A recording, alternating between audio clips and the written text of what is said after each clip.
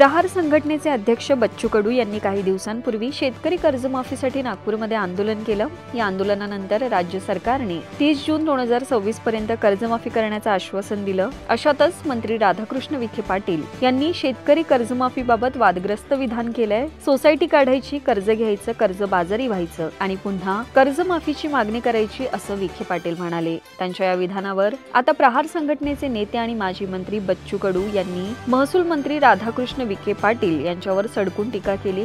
जो कोणी राधाकृष्ण विखे पाटलांची गाडी फोडेल त्याला मी 1 लाख रुपयांचं बक्षीस देईन अशी धक्कादायक घोषणा बच्चू कडू यांनी अमरावतीत आयोजित पत्रकार परिषदेत केली। एवढंच नाही तर मला विखे पाटलांची गाडी दिसली तर मी स्वतः हातात दगड घेऊन फोडीन असा उघड इशारा देखील त्यांनी दिलाय। स्थानिक स्वराज्य संस्थांच्या निवडणुकीच्या पार्श्वभूमीवर राष्ट्रवादी शरद पवार गटानं मोठा निर्णय घेतल्याची माहिती समोर येते।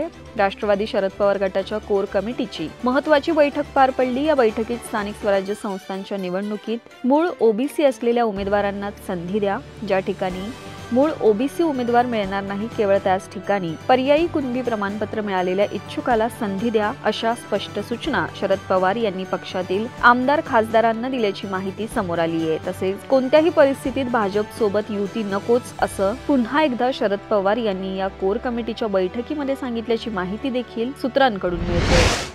नंदुरबार जिल्ह्यातील मोलगी अक्कलकुवा मार्गावरील देवगाई घाटात विद्यार्थ्यांना घेऊन जाणारी स्कूल बस 100 ते 150 फूट खोल दरीत कोसळून भीषण अपघात घडला। या अपघातात एका विद्यार्थ्याचा मृत्यू झाला असून तिघांची प्रकृती गंभीर आहे। दरम्यान या अपघातानंतर स्थानिकांसह प्रशासनाकडून बचाव कार्य सुरू करण्यात आलंय। मिळालेल्या प्राथमिक माहितीनुसार जळगाव जिल्ह्यातील चाळीसगाव येथील मेहुणबारे आश्रमशाळेच्या स्कूल बसचा अपघात झाला। दिवाळीच्या सुट्ट्या संपल्यामुळे मेहुणबारे आश्रमशाळेच्या 2 बस आज विद्यार्थ्यांना आश्रमशाळेत घेऊन जाण्यासाठी आल्या होत्या। त्यातील एक बस अक्कलकुवा मोलगीला जोडणाऱ्या देवगोई घाट परिसरात 100 ते 150 फूट खोल दरीत कोसळली। या अपघातग्रस्त स्कूल बसमध्ये अंदाजे 30 ते 35 विद्यार्थी होते। अपघाताची माहिती मिळताच तातडीने बचाव कार्याला सुरुवात झाली।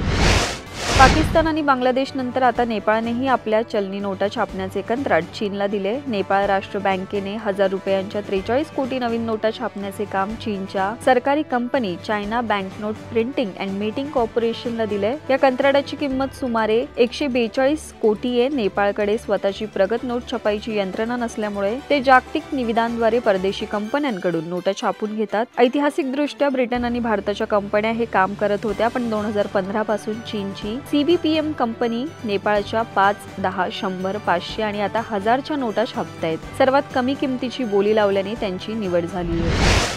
केंद्रीय गृहमंत्री अमित शहा यांनी कथित मतचोरीच्या आरोपांवरून काँग्रेस नेते राहुल गांधी यांच्यावर निशाणा साधला। मतचोरी घडत असल्याचं त्यांना वाटतं, तसं असेल तर त्यांनी निवडणूक आयोगाकडे औपचारिक तक्रार का दाखल केली नाही असा सवाल त्यांनी केलाय। बिहारमधील प्रचार सभात बोलताना शहा यांनी विविध मुद्द्यांवरून विरोधकांवर टीकेची झोड उठवली। राहुल आणि राजदचे नेते तेजस्वी यादव यांनी नुकतीच मतदार अधिकार यात्रा काढली। त्या यात्रेचा उद्देश बिहारमधील गरीब जनतेच्या जीवनात कुठली सुधारणा घडवण्याचा नव्हता, तर घुसखोरांचं रक्षण करणे हा होता। एकीकडे पंतप्रधान नरेंद्र मोदी औद्योगिक कॉरिडॉरची उभारणी करतायत, तर दुसरीकडे विरोधक मतपेढीच्या राजकारणासाठी घुसखोरांचे कॉरिडॉर उभारतायत असं ते म्हणाले।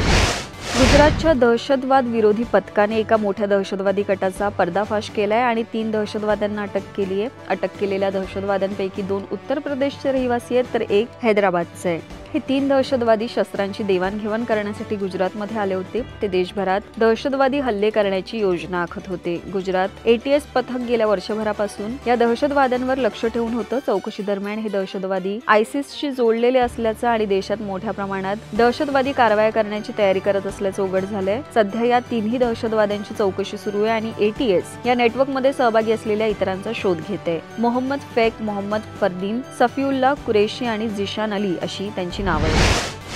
अभिनेता रणवीर सिंगने त्याच्या बहुप्रतीक्षित धुरंधर चित्रपटाचं नवीन पोस्टर इंस्टाग्रामवर शेअर केलं, ज्यात अभिनेता अर्जुन रामपालचा पहिला लुक समोर आलाय। या पोस्टरमध्ये अर्जुन लहान केस, लांब दाढी, काळा चष्मा, अंगठी असा लुकमध्ये दिसतोय। धुरंधर सिनेमातील अर्जुन रामपालचा लुक शेअर करत रणवीर सिंगने कॅप्शनमध्ये मौत का फरिश्ता, काउंटडाऊन सुरू, फक्त 4 दिवस बाकी असं लिहिलंय।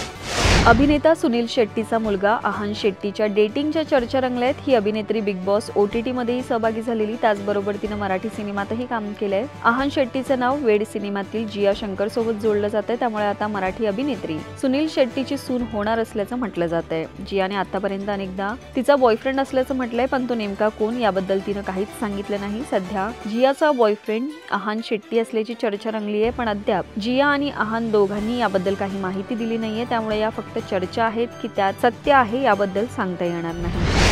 हाँगकाँग सुपर सिक्सेस 2025 स्पर्धेत भारतीय क्रिकेट संघाला अत्यंत निराशाजनक कामगिरीचा सामना करावा लागला असून संघाचा प्रवास साखळी फेरीतच संपुष्टात आलाय। स्पर्धेत केवळ एक विजय मिळवत भारतीय संघाने सुपर फ्लॉप शो दाखवला, तर पारंपरिक प्रतिस्पर्धी पाकिस्तानने फायनल सामन्यात कुवेतचा एकतर्फी पराभव करत जेतेपदावर नाव कोरलं। विशेष म्हणजे भारताने एकमेव सामना पाकिस्तान विरुद्धच जिंकला होता। भारतीय क्रिकेटच्या इतिहासात रविवारी एक नवा विक्रम प्रस्थापित झाला। रणजी करंडक प्लेट गटातील मेघालय आणि अरुणाचल प्रदेश यांच्यातील सामन्यात हा विक्रम रचला गेला। या सामन्यात मेघालयाचा फलंदाज आकाश कुमार चौधरी याने फर्स्ट क्लास क्रिकेटमधील सर्वात जलद अर्धशतकाचा वर्ल्ड रेकॉर्ड आपल्या नावावर केलाय। 25 वर्षीय उजव्या हाताच्या या फलंदाजाने सलग 8 षटकार ठोकत अवघ्या 11 चेंडूंमध्ये सर्वात वेगवान अर्धशतक झळकावण्याचा मोठा पराक्रम केलाय।